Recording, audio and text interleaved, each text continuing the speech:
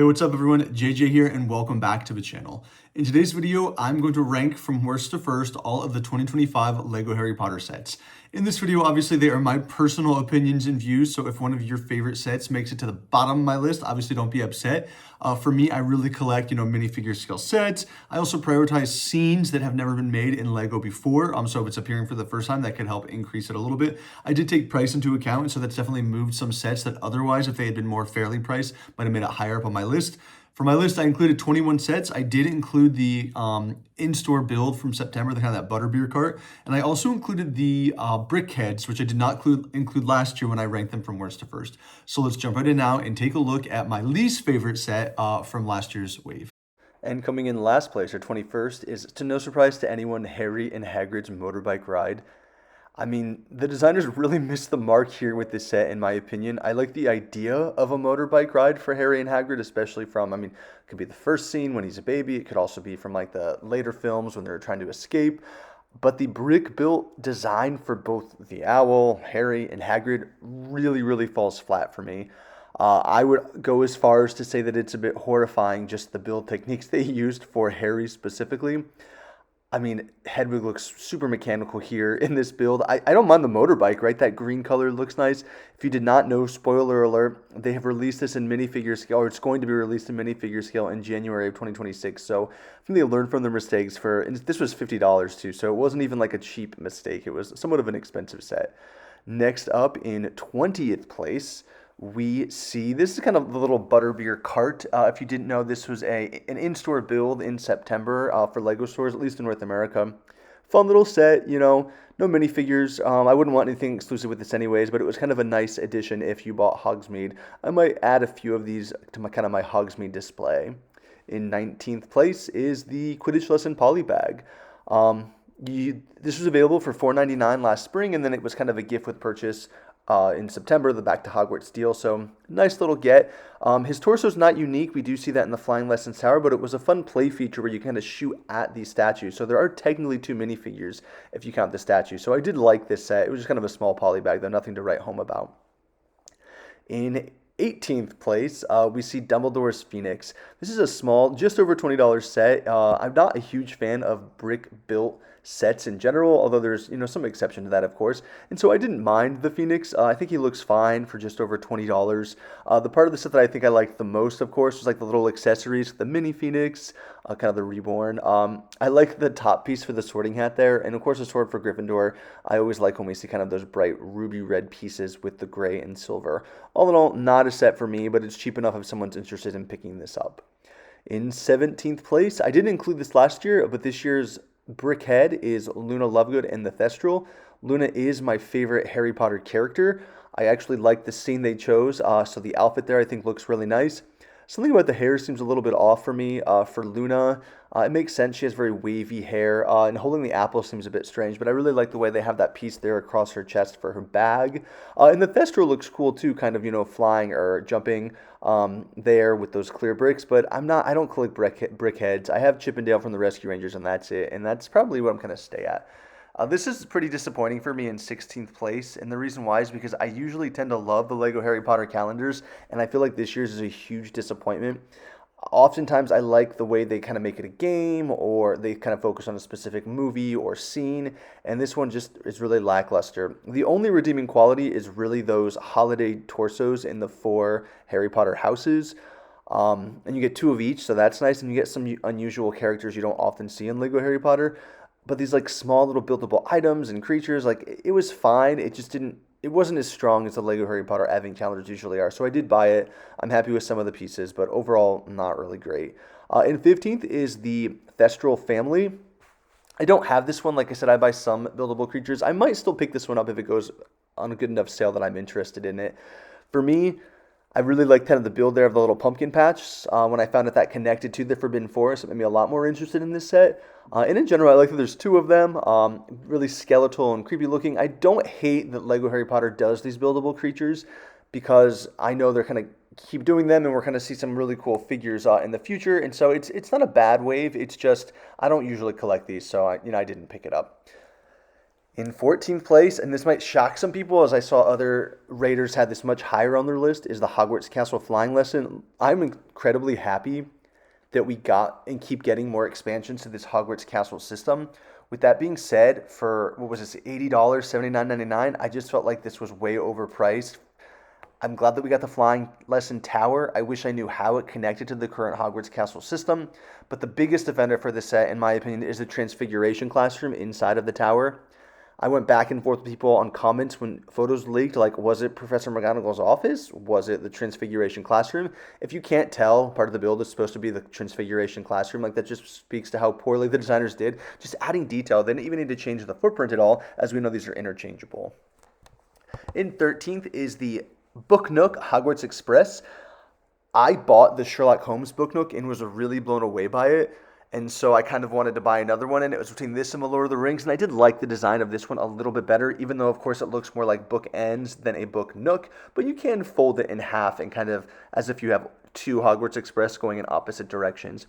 For me, I actually really like the build here for the platform, and this is one of my favorite Ron Weasley torsos they've ever made in LEGO Harry Potter, so they definitely pushed it towards kind of the top of my list. But all in all, I just really like the idea of book nooks, and I hope LEGO continues them for various other themes as well. In 12th place, we have the Monster Book of Monsters. I do like the play feature, kind of the chomping bit. This is a set I was actually really excited for when I first heard that it leaked and saw images, but when I saw it in person, I was a little less excited and actually did not pick this up right when it released. And the reason why is because I really like that 2020 gift with purchase that we saw for the Monster Book of Monsters, and while this is obviously much more detailed, has a cooler play feature and better part usage, it wasn't that much better. I do like the Neville minifigure there with the mini Monster Book of Monsters, so I did pick this one up, and I do love it, and it's in the same scale as the Hogwarts Icons, but I was a little underwhelmed at first. In 11th place, of course, we see the Quality Quidditch Supplies and Ice Cream Parlour. This is kind of the play skill version of the Diagon Alley sets they're releasing. One thing that kind of hurt this set, in my opinion, is I like that they're making the play scale sets because it gives them the opportunity to add additional buildings we didn't see with that 2020 Diagon Alley set.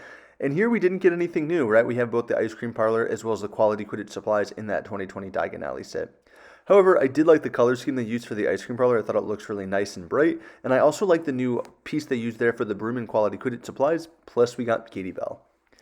In 10th place, we see the Hogwarts Castle Charms class. I do like this new castle system, how they kind of have the interchangeable rooms, and so we're able to release kind of a small Charms class here that kind of can fit into both the castle, the Flying Lesson Tower, the main tower, so I do like that's a really neat thing to do. Only about $20, so I was really happy with the price point. You get 3 minifigures, and the build is pretty much everything you need from a Charms class. Even if you don't have a larger Hogwarts Castle set to put this into, you can still play out all of the scenes for the Charms class. So I was happy with that. Overall, a nice little addition to the Hogwarts Castle system. In 9th place is the Diagon Alley, the microscale. I don't collect microscale Lego Harry Potter, so I do think the build is really cool, which is why it made it to the kind of the top 10 of my list, as I have seen this in person many different times. For me, I really like all the different colors and buildings they have built, and I'm curious if that is an indication of some of the future builds we're going to see added to the LEGO Harry Potter Diagon Alley play skill set. But I also like kind of the little night bus there on the left, and I like the inclusion of the dragon there on the top of Gringotts there at the back. In 8th place is the Hogwarts Castle Dueling Club. Obviously, this isn't really a castle build, although it fits into the castle, which is why it has the Hogwarts Castle prefix there. But I really like this set for $20. I like the printed pieces there with purple. Lockhart is one of my favorite LEGO characters. In general, I like when we get different versions of all the different Defense Against the Dark Arts teachers, and I really like Lockhart's cape as well as his torso print. I think the play feature was an improvement from the 2002 version of the Dueling Club. So even though others didn't love it, I also like that this set came with a mystery portrait, so I like this Dueling Club set. Kind of did exactly what I would have wanted in a remake. In 7th place, we see this year's D2C, and that is the Collector's Edition Hogsmeade Winter Village. Now, a lot of people are dissatisfied with this set because of the price point, and I don't disagree with that. I do think this is overpriced for what we got. We essentially have 3 components of the build. You have the 3 broomsticks there in the middle. On the left, of course, we have Honeydukes, and then on the right, the Hog's Head, which is in Zonkos, which is definitely my favorite part of the build because it's so new. Additionally, I was underwhelmed with the minifigures. We didn't see a lot of leg printing. We saw a lot of reused face prints. Katie Bell was obviously the standout with her cursed expression. But for what it was, for a Hogsmeade Winter Village, I actually really liked this. I think it was fairly complete in the sense that you can kind of display it and it has everything you would want. I also thought the build technique for the roof with the 3 broomsticks was really, really cool. So even though I do agree it was overpriced, I actually still like this as a set and I like the build techniques that were used. In 6th place, we have the Hogwarts Castle Room of Requirement. Keeping in mind, of course, this was free. It was a gift with purchase, which definitely helps it out. But this is the exact kind of gift with purchase I'd like. It's a nice scene to add to your Hogwarts Castle, right, the Room of Requirement, but it isn't essential. There are lots of different scenes that take place in the Room of Requirement that you could customize yourself. And so it's cool they focused on one of the later films that we don't often see sets for. The Neville minifigure is cool, but not super exclusive where you would feel like you missed out if you didn't get this gift with purchase. So I thought this was a perfect gift with purchase to go with the Hogsmeade Collector's Edition set, but also not one that you're totally missed out on if you didn't get. In 5th place is the Night Bus Adventure. Now, I actually really like this set. But one thing that I thought about when I was making this list is, how many of these sets are remakes, how many are new scenes or new ideas completely, and this, I believe, is the 4th minifigure scale Night Bus, and so while I do like it, and I do think it's better than most of the others in a variety of ways, it kind of fell only to 5th place on my list because of that, because we've seen this so many times before. I really like the detailing on the minifigure's face prints, as well as some of the printed pieces they included. I just think it was a really cool take on the Night Bus, and this is something I hope we keep seeing every couple years.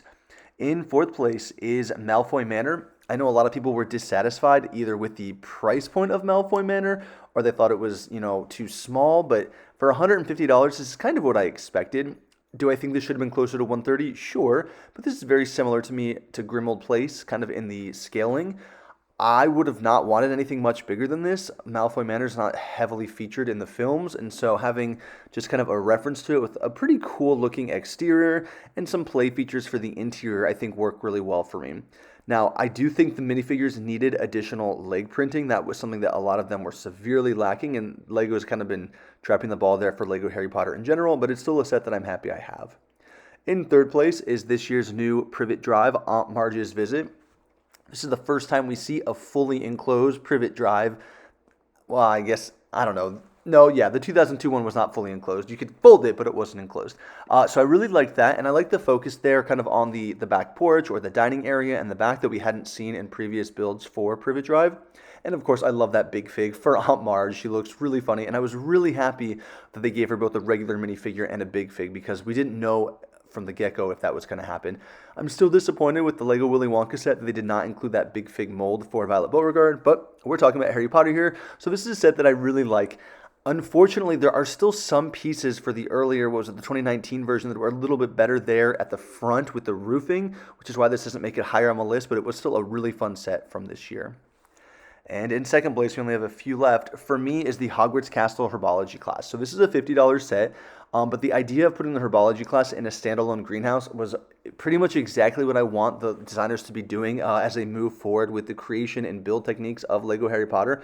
This is really cool. I'd see a lot of people who buy 2 of these and kind of mock it up to make an even larger greenhouse, which you definitely have the option to do. I thought the detailing for the interior was quite nice with the different plants and greenery. Of course, it's great to get Hermione as well as Neville there in their Herbology uniforms and Professor Sprout with that kind of new molded piece used from LEGO Dreams for the Mandrake.